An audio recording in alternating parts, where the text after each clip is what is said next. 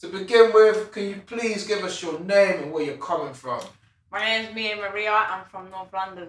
Yeah, where north? I'm from Tottenham originally. Tottenham, yeah? Yeah. Jeez, how would you describe Tottenham growing up? Oh, it's hell. Hell is hell. I wouldn't wish it on no one, I'll be honest. Obviously, it's good because it kind of teaches you a way of life. Like, you go through bad things living in an area like that, but you can always come out on top, so it is what it is.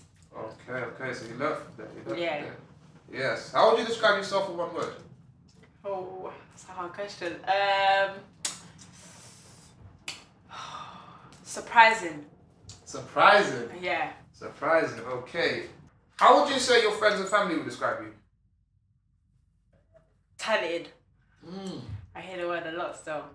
Sick. I mean, that's you want to be hearing that. Yeah. You want to be hearing that. That's great. Supportive people there, man.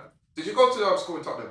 I went to primary school in Tottenham, but I went to secondary school in Camden. In Camden? Yeah. How was that? It was alright, you know. Like, obviously, it's not any better than Tottenham, really and truly, but it was a little bit better. Sorry, A little bit better. A little bit, just a tiny bit. What was better? What was better about it? I would really say that it was like, I don't know, it's less bad breed gangster stuff, but it's still like everyone wants to play with you when you're in school. Like, I think school's just school at the end of the day, no matter where you go, kind of thing. So it is what it is, to me. Okay, so what would you say first got you into music? Like, for a lot of people, it's just like the school playground and then things there. Right, so my dad used to be a big boy rapper back in the day. Like, he's won Channel U awards. So it kind of just ran in the family.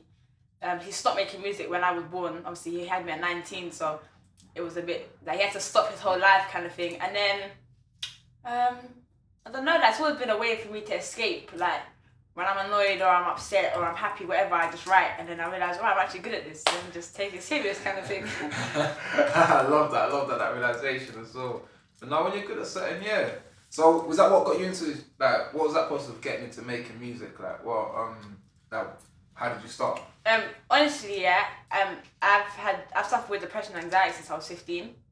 So music is like my way of coming out of that, like expressing myself, because I'm not really a talker. Like, I don't go to people and talk about my issue. I just write it down. And I was like, you know what, let me just record this. And then I was recording, and I've got a bag of songs that everyone's just waiting for me to drop. Like, jeez. Okay. And what would you say that the genre of the music you make is? Well, how would you describe the genre? I don't actually have one genre. I kind of do everything. So right now, my first release will be a real rap song. It's kind of like an introduction to who I am. And then the next one's going to be a bit more jumpy. So it's very different, very versatile kind of thing. So yeah, I don't really have one genre. Okay. My favourite would be rap though, like real rap. Because it's me in it. It's just like how I can express myself is something you can't really go wrong with because it's you in it. Literally. Nah, real. So if you're talking about yourself, how can it be? Yeah? Yeah.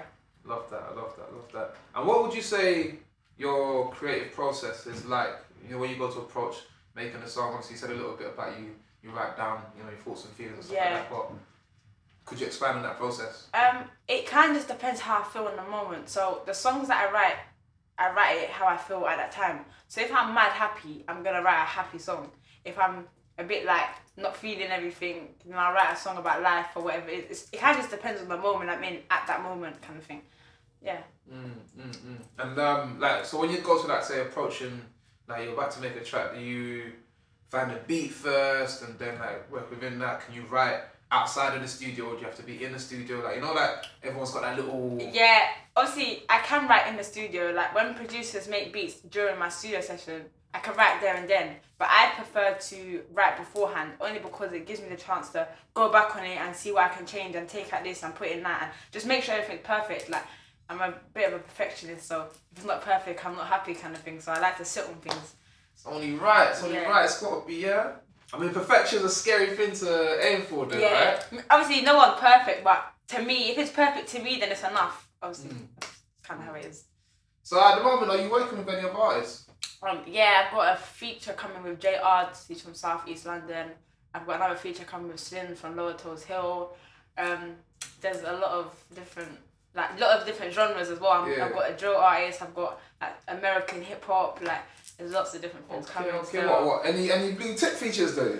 Oh, not yet. Not yet. I've got some in mind, but we have to have that conversation and talk or whatever. Yeah. No. Obviously, it's a process. Yeah. But you got something in mind, you say? Yeah. You got I something do, in mind. I do. Okay. We're gonna get on that later, actually, just with regards to if you had a dream feature. So just. Okay. I know who it is already. Oh, you already so know? right. Yeah. Okay. But before we get into that, just wanted to ask, how did the Sunday Smoke come up?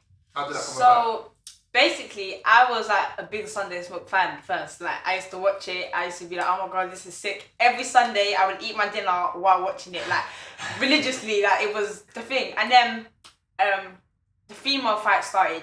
Obviously, at the beginning there was no female fights. Then Cheyenne came with Lucy. Then she had to fight with Nish. And I was like, these girls can't box. Let me go up there and show them that gal can really thump up next gal. Do you understand? So I was like, cool. Like let me just do it, kind of thing. I trained for a couple of weeks. It was actually like a week and a half, 2 weeks, and then I went straight in for the win. To be honest, yeah. I was like, just, I mean, one, getting in there, and two, obviously. Honestly, it's nerve wracking. Like I'm not gonna lie to anyone. It's nerve wracking. Like when you get in that ring, you realize that you're about to fist fight someone. Obviously, you're protected by gloves, but you're not really protected because your face is outside. But obviously, to me, that's nothing new. Like I've been street fighting since I can remember, kind of thing. So I wasn't really, but it's still nerve wracking because you know so many people are watching you. Like there was, I think there was like 50,000 people watching the live when I had my fight. Jeez. Like literally, my press conference got 35 million views. Like it was nuts.